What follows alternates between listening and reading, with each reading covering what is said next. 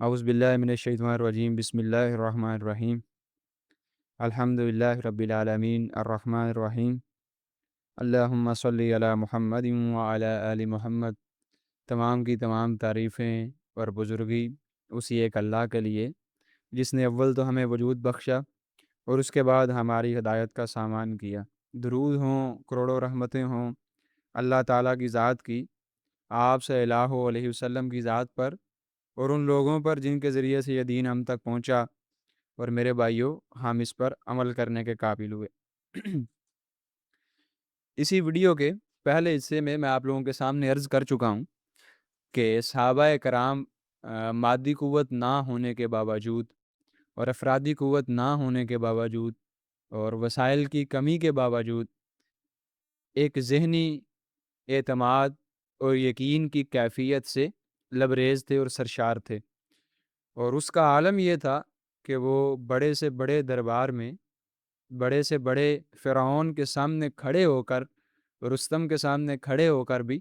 اپنی دعوت کے اوپر نہ صرف یہ کہ قائم رہتے، بلکہ اگلے لوگوں کو اگر وہ سرکش ہوتے تو جھکا دیتے، اگر ان کے دل بدلنا مقصود ہوتا تو ان کے دل بدل دیے جاتے۔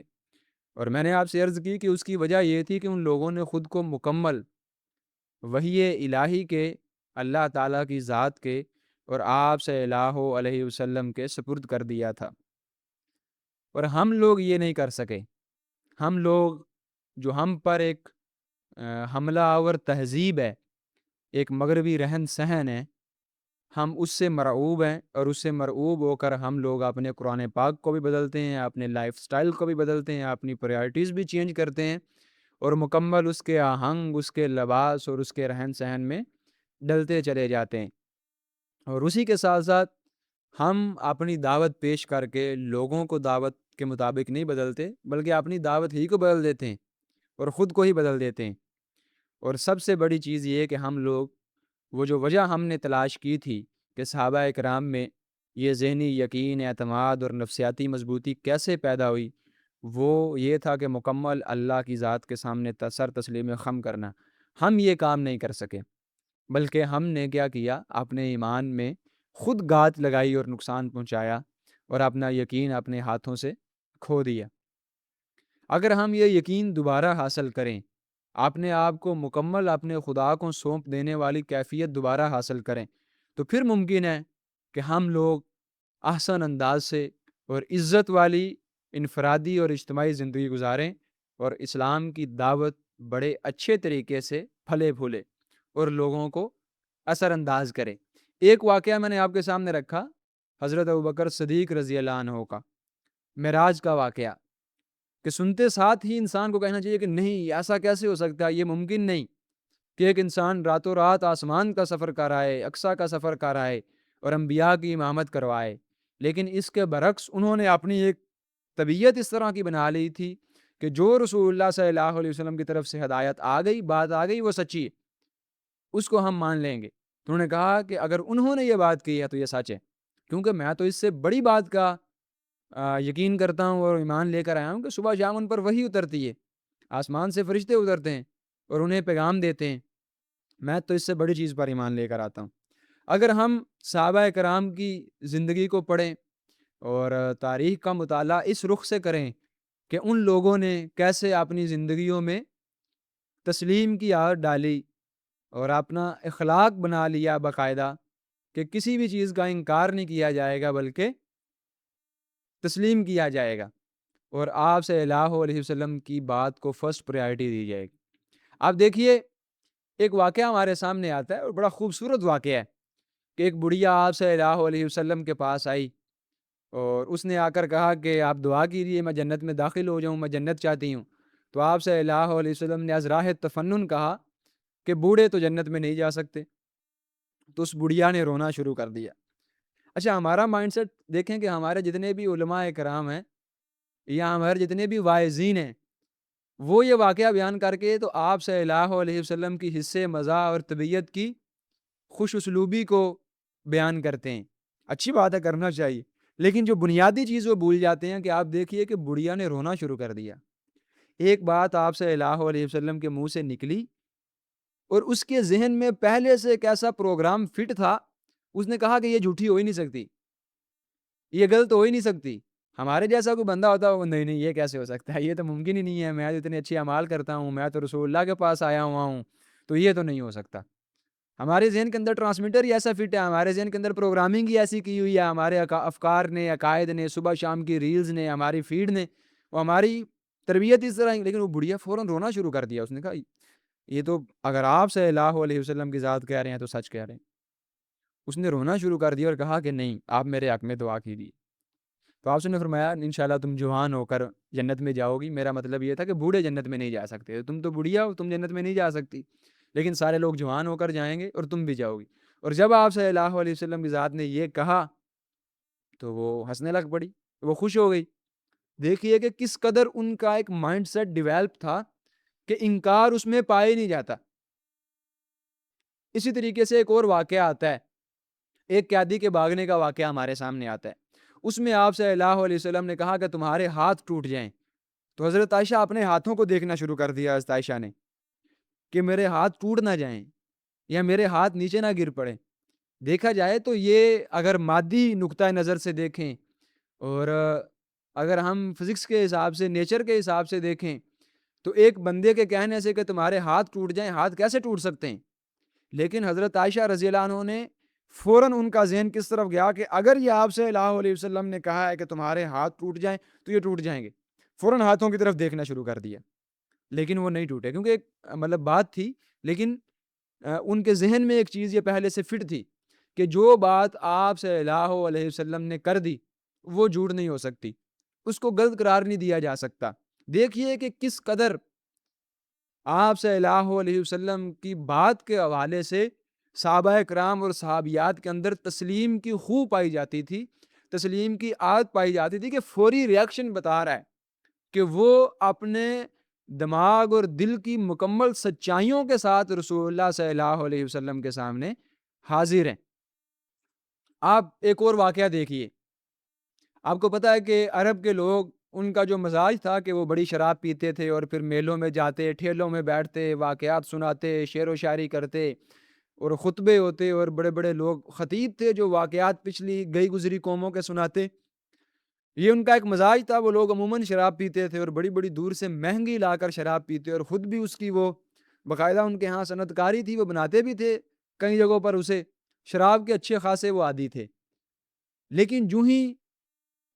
حکم آیا کہ اس کے بعد شراب کو منع کر دیا گیا اور کوئی بھی انسان وہ شراب نہیں پیے گا، اور اس کے بعد ایک سوال تھا قرآن پاک میں، اگر آپ وہ آیات نکال کر پڑھیں تو کیا تم لوگ ہمارے حکم کو مان کر شراب سے رکنے والے ہو؟ تو سب صحابہ اکرام نے نہ صرف یہ کہ اپنے منہ سے ہاں کہا بلکہ اپنے عمل سے ہاں کہا۔ جب یہ حکم اترا، یہ ایک طریقہ کار تھا، جب کوئی بھی حکم اترتا اور آپ صلی اللہ علیہ وسلم صحابہ اکرام کو بتاتے تو جو ادھر موجود نہ ہوتے، پھر صحابہ اکرام ان کو جا کر بتاتے آگے کہ بھئی یہ حکم ہے، اتارا گیا ہے۔ تو شراب کا حکم اتارا گیا کہ اس کی ممانعت کر دی گئی کہ شراب چھوڑ دو اور یہ حرام ہے۔ تو صحابہ اکرام کے منہ کو جو پیالے لگے ہوئے تھے انہوں نے وہ پیالے گرا دیے، اور جو لوگ ابھی تازہ شراب لے کر آئے تھے اس کو بہا دیا۔ اس کو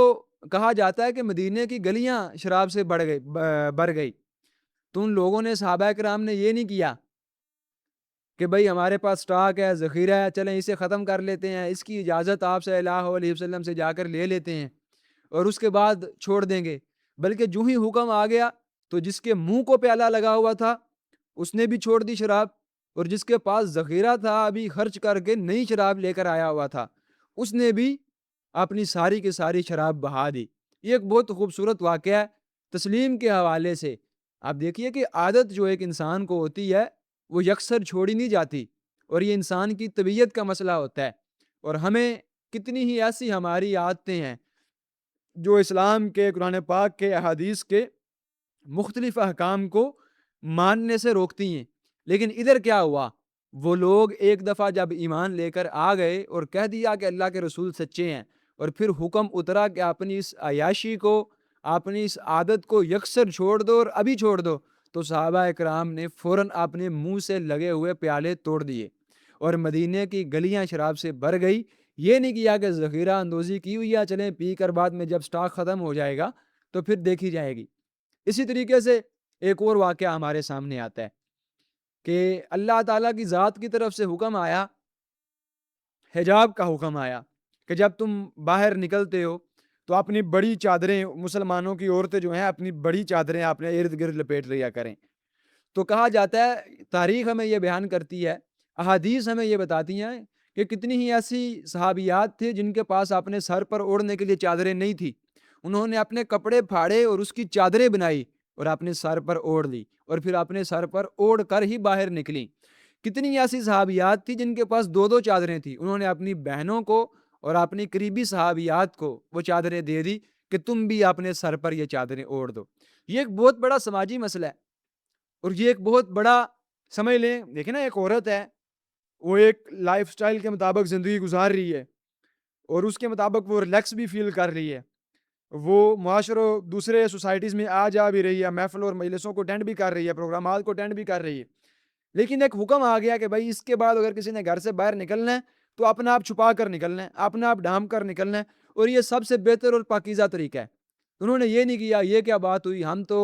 مطلب کمفرٹیبل فیل نہیں کریں گے، یا ہمیں کچھ ٹائم دیا جائے ہم کپڑے بنا لیں، یا ہمیں اتنی مہلت دی جائے، فلاں کیا جائے، یہ کیا جائے،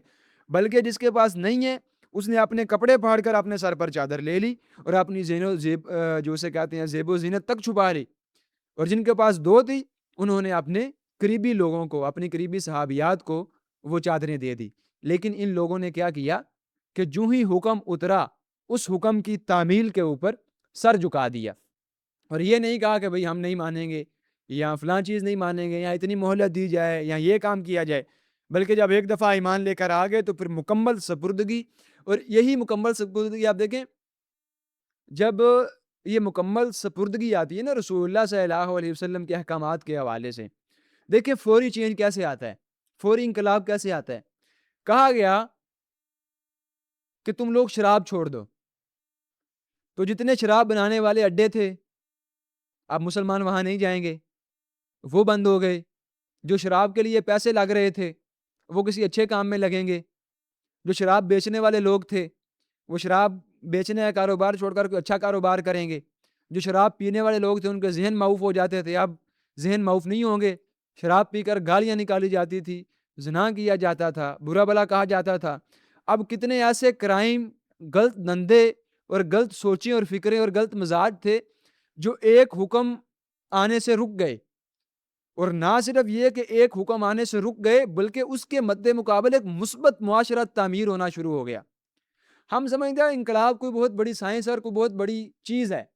اور اصلاح معاشرہ یہ تو بڑی کٹھن چیز ہے، لیکن اگر وحی الہی کی حاکمیت ہمارے ذہنوں میں ہو،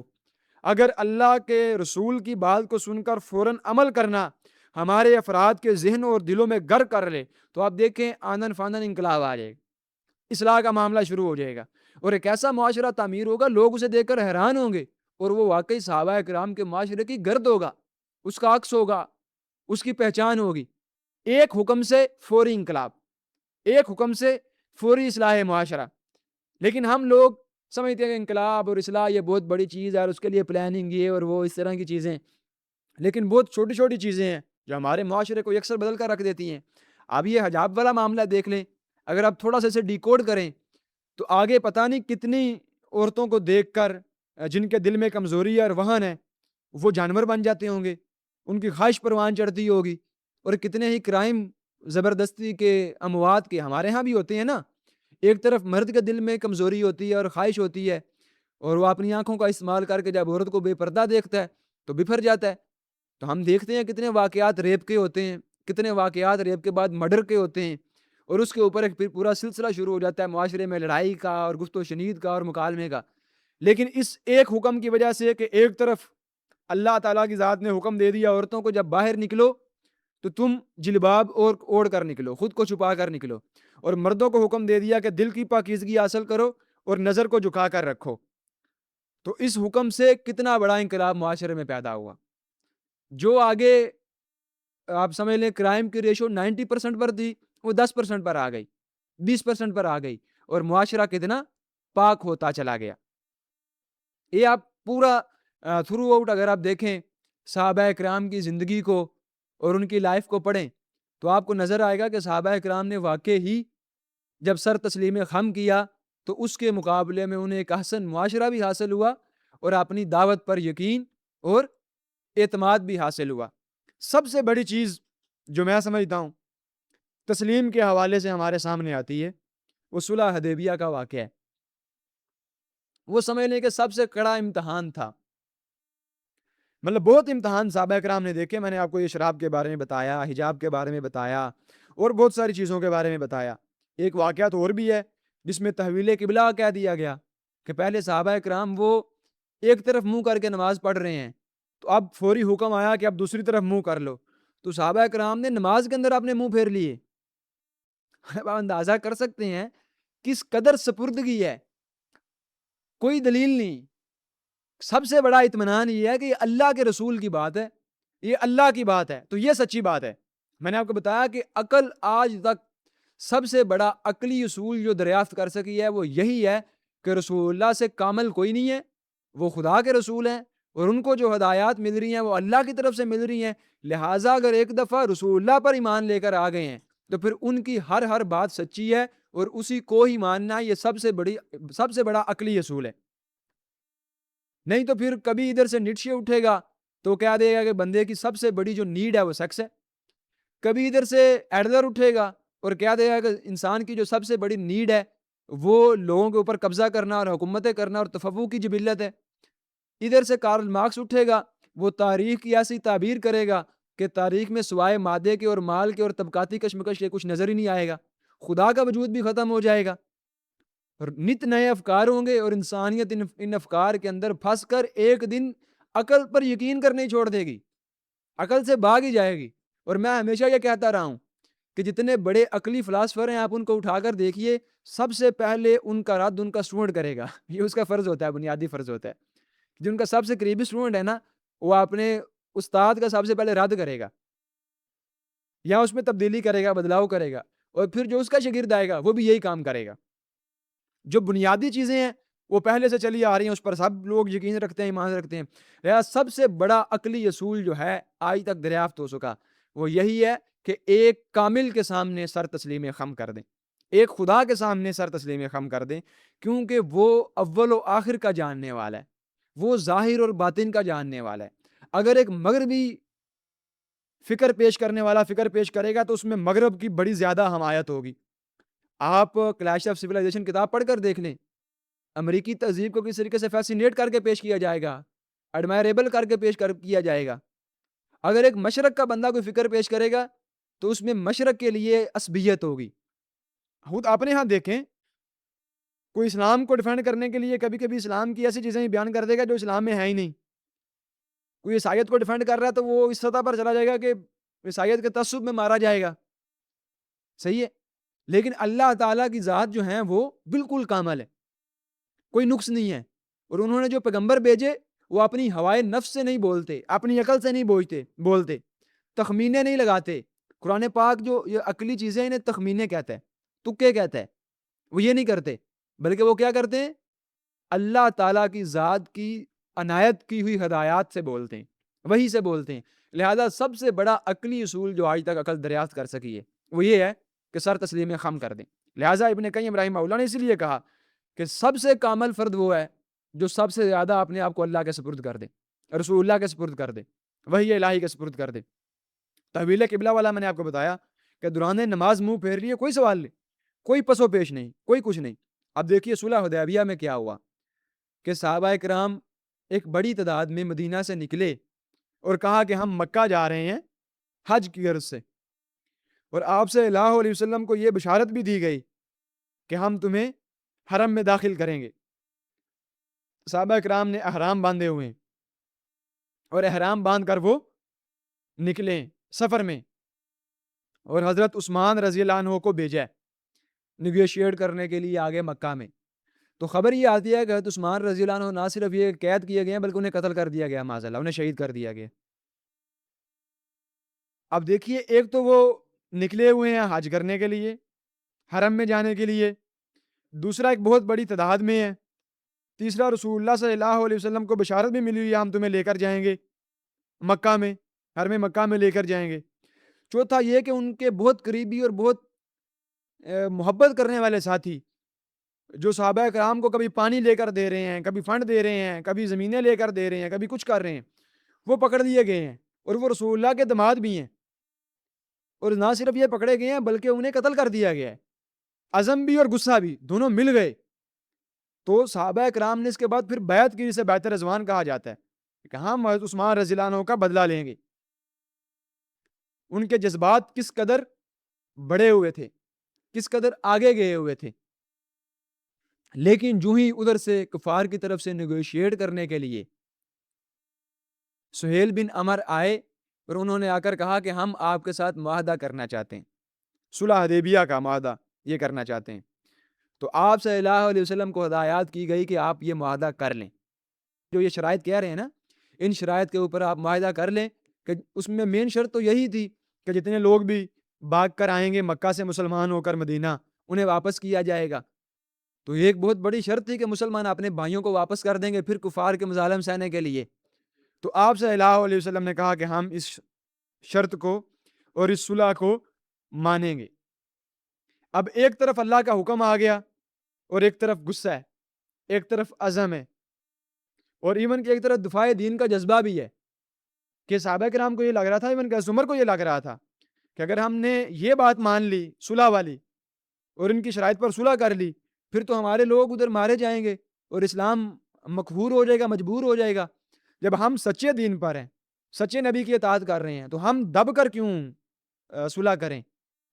ہم دب کر کیوں معاہدہ کریں، ہم دب کر یہ معاہدہ نہیں کریں گے۔ لیکن آپ صلی اللہ علیہ وسلم کو ہدایت کی گئی کہ آپ اس معاہدے کو کر لیں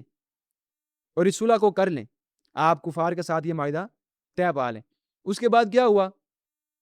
کہ حضرت علی کو کہا گیا کہ آپ معاہدہ لکھیں، تو حضرت علی نے بسم اللہ الرحمن الرحیم لکھا، اور لکھا آپ صلی اللہ علیہ وسلم کا نام اور ساتھ لکھا رسول اللہ۔ تو سہیل بن عمر نے کہا کہ یہ بسم اللہ بھی مٹاؤ اور یہ بھی مٹاؤ رسول اللہ۔ تو آپ سب نے کہا کہ مٹا دیجیے۔ تو حضرت علی نے کہا اب عقیدت آ گئی، آپ صلی اللہ علیہ وسلم کی حکم کے مقابلے میں اب کیا آ گئی، عقیدت آ گئی۔ تو رسول اللہ نے کہا کہ بھائی اسے بھی مٹا دو۔ تو حضرت علی نے کہا کہ یہ کام مجھ سے نہیں ہو پائے گا، میں یہ کام آپ کا حکم ہے کر تو دوں گا لیکن یہ کام مجھ سے نہیں ہو پائے گا۔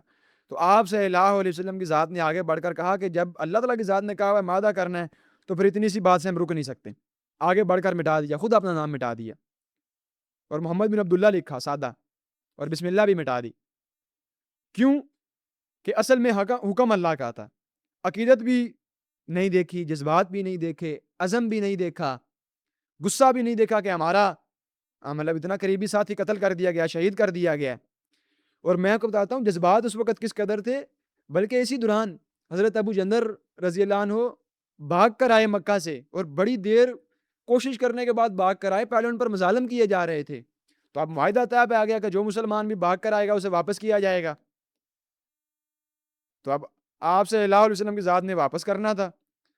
تو حضرت عمر نے باقاعدہ اشارہ کیا حضرت ابو جندل کو ان کی تلوار کی طرف کہ تلوار اٹھاؤ۔ باقاعدہ یہ ملتا ہے ہمیں تاریخ میں اس سے ملتا جلتا واقعہ کہ اشارہ کیا ان کی تلوار کی طرف، لیکن آپ وسلم کی ذات نے کیا کہا کہ اے ابو جندل صبر کرو،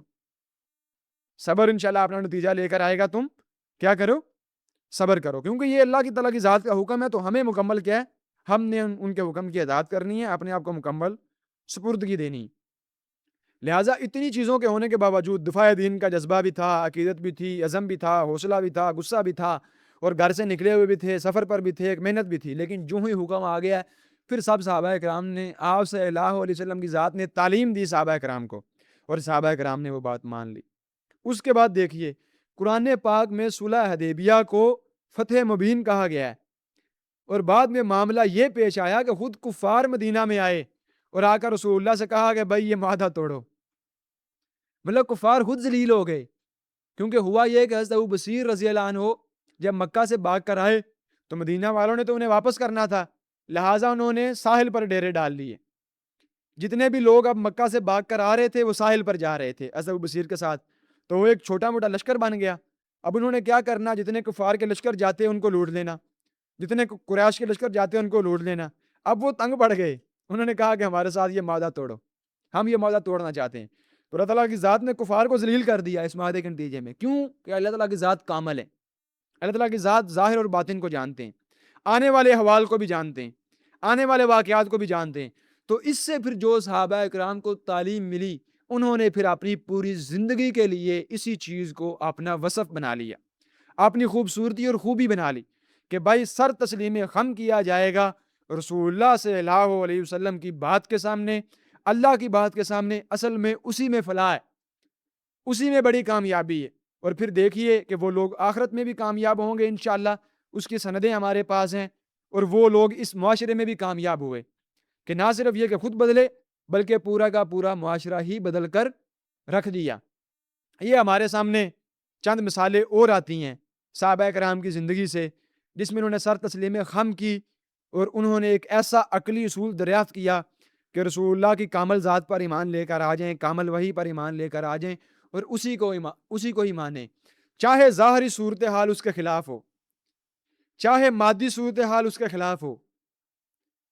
چاہے افرادی قوت کم ہو، چاہے ہمارا نفس ہمیں روکے، چاہے ہمارے تعصبات روکیں، دفاع دین کا جذبہ چاہے روکے، چاہے سوشل پریشر روکے، لیکن ہم نے یہی ماننا ہے۔ حکم آ گیا تو شراب چھوڑ دینی ہے، حکم آ گیا تو حجاب اوڑھ لینا ہے، حکم آ گیا تو صلح حدیبیہ میں دب کر صلح بھی کرنی ہے اور اسے فتح مبین ہی ماننا ہے۔ یہ سارے کام کرنے ہیں اور سر تسلیم مکمل طور پر خم کر دینا ہے اللہ تعالیٰ کی ذات کے سامنے اور رسول اللہ کے سامنے۔ اگر ہم یہ چیز کر لیں تو دیکھیے گا کہ دنیا میں اس کے کیسے نتائج نکلتے ہیں اور آخرت میں اس کے کیسے نتائج نکلتے ہیں۔ اصل میں یہی چیز تھی جس نے ربیع بن عامر رضی اللہ عنہ کو رستم کے دربار میں کھڑے ہو کر یہ جملے بلوائے ایک کامل اعتماد اور کامل یقین کے ساتھ۔ اصل میں وہ کچھ چند جملے نہیں تھے بلکہ اپنی دعوت کا عکس تھا، اور وہ دنیا کے نقشے بدلنے والا پوائنٹ تھا، دنیا کا رخ موڑنے والا وہ ایک پوائنٹ تھا جہاں سے دنیا کا رخ پھیر دیا گیا اور دنیا کے نقشے بدل دیے گئے۔ لیکن ہمارے ہاں صورتحال الگ ہے، لہٰذا ضرورت اس امر کی ہے کہ اس یقین اور اس اطاعت اور اس ایمان کی جو ڈھال ہے اسے اپنے اوپر اوڑھ لیں، خود کو مکمل سپرد کر دیں اور اس کے بعد پھر ہم اللہ کی راہ میں نکلیں۔ میں نے پہلے بھی کہا کہ اس سے مراد یہ نہیں ہے کہ آپ حکمتیں تلاش نہ کریں، اس سے مراد یہ نہیں ہے کہ آپ اپنے وسائل بہتر نہ کریں، اس سے مراد یہ نہیں ہے گراؤنڈ ریالٹیز کو نہ دیکھیں، بلکہ دراصل اس سے مراد یہ ہے کہ بنیادی چیز ہے ہمارے اپنے عقائد، ہمارا دین اور سر تسلیم خم کرنا اور رسول اللہ صلی اللہ علیہ وسلم کی بات، ہر بات کو سچا ماننا، چاہے وہ ظاہر کے خلاف ہی جا رہی ہو۔ اس کے بعد آپ حکمت بھی تلاش کریں، اس کے بعد آپ وسائل بھی اکٹھے کریں، اس کے بعد آپ گراؤنڈ ریالٹیز کو بھی دیکھیں، لیکن سب سے بنیادی چیز ہے سر تسلیم خم کرنا اور اپنی دعوت کے اوپر کامل یقین، کیونکہ یہ رسول اللہ نے پیش کی، یہ اللہ نے پیش کی ہے، اور اس میں ذرا برابر رد و بدل نہیں کیا جائے گا۔ اور جب ہم سر تسلیم خم کر لیں گے، ایک مکمل مزاج ڈال لیں گے، میں نے آپ کو بتایا نا کہ ایک بڑھیا کو کہا کہ تم جنت میں نہیں جا سکتی، تو اس کے ذہن میں پہلے سے ایک چیز فٹ تھی کہ آپ نے کہا سچا اور رونا شروع کر دیا۔ تو یہ ایک مزاج ہے، ایک سوچ ہے، ایک مائنڈ سیٹ ہے جو ڈیولپ ہے۔ یہ جب ہم قائم کر لیں گے تو پھر دیکھیے گا کہ ہم کس طریقے سے اس دنیا میں بھی سرخرو ہوتے ہیں اور آخرت میں بھی سرخرو ہوتے ہیں۔ صدق اللہ العظیم، جزاکم اللہ خیرا۔